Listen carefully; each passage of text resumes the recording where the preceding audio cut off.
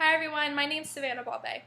My fellow group members and I are here to talk to you today about the effects of sport popularity on gender disparity in professional sports, specifically soccer, tennis, and basketball. Since ancient times, women have been engaging in athletic events but would typically be separated from men. It wasn't until the late 18th century that physical education was introduced to women in 1900 that women were allowed to compete in the Olympics. Physical education was reserved for men, typically because the activities would be geared towards preparing them for war. Women have always been behind men in terms of equal pay and rights in the workplace, and this is no different for professional sports. Here's Alex Miller to dive a little deeper into the history. My name is Alex Miller, and I'm here to elaborate on this issue. It has become extremely obvious over the years that there are discrepancies that exist between women and men in the sports industry. When it comes to sports, men are still being paid a significant amount more than women, specifically in tennis, basketball, and swimming. Title IX has tried to combat many of these issues throughout the year, but the wage gap continues to exist in all sports. There are many stigmas and reasons to why people believe women should earn less than men, such as women don't train as hard or often. They have biological differences. Women aren't interested in sports, therefore minimizing the amount of viewers. And last but not least, women aren't as popular when it comes to media coverage around the world. These stigmas have been causing issues between individuals, teams, and organizations alike, plaguing the world of sports with a negative energy between women and men. I am pleased to introduce to you Alex, who is going to talk to you about specific examples involving disparity and salaries based on gender. Thanks for that introduction.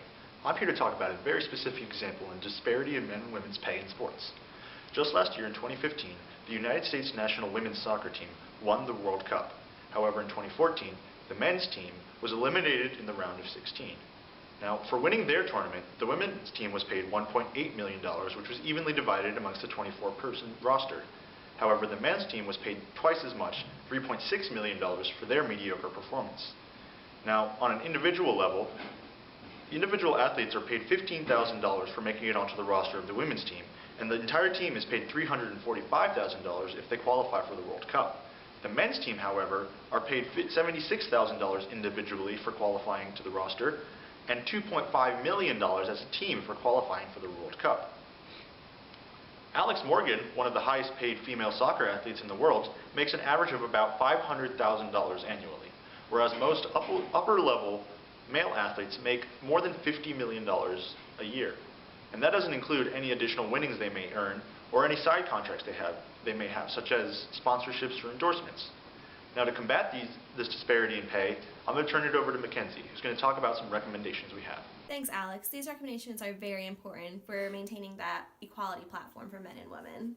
Women and men need to be given opportunities to share the same platform for their sports. By giving them an equal platform, more will be inclined to watch and support women's sports.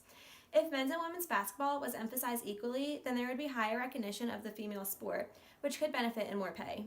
Along with more pay, in order to have equality, one solution would be to improve media coverage for female athletes. With more visibility from broadcasts on women's sports, commercials, and credit, the women's sport should increase in revenue as it will become more relevant and popular to the fan population.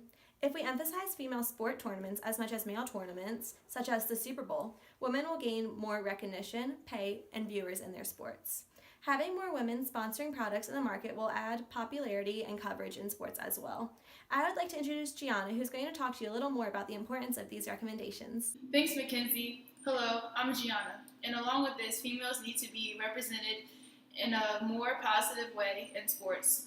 In 2004, a former FIFA president said that women need to play soccer in less clothes. Instead of concentrating on what the women wear, people need to focus on being represented in positive ways in sports. In addition, women need to demand salary they deserve in their worth. Many female athletes have the mindset of the need to feel fortunate to be in this position, but in reality, they should be viewed equal and need to take action in earning what they bring to the field. Thank you all. We truly hope you learned a lot about the effects of the sports, popularity, and gender disparity in professional sports, especially soccer, tennis, and basketball.